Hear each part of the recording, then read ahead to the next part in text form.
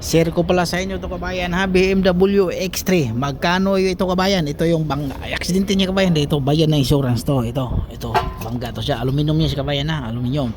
So ito kabayan, nasa 20,000 to siya kabayan. Mahigit mga 22,000. Yung headlight niya kabayan kasi bago yung headlight, basag. Ito yung headlight, ipakita ko sa inyo.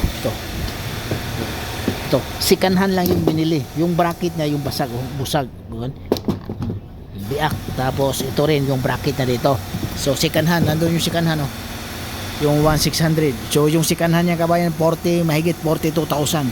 Pero yung bumper nito kabayan 60,000. Bago, brand new. Ito din to, brand new din to, 20. Yung sikanhan lang yung headlight lang. Pero yun nga, kahit sikanhan 60,000 yung brand new na bumper sa harapan. Tapos ito 20,000 brand new. Yung headlights sikanhan. Yung headlight sikanhan nasa 42,000. Takin yan. BMW X3 2017 model.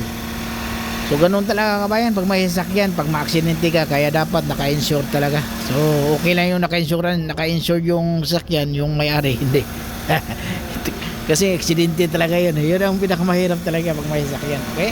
Maraming salamat kabayan. Huwag kalimutang mag-subscribe kabayan ha. Share ko lang din sa inyo kabayan kung kano yung cost na yun.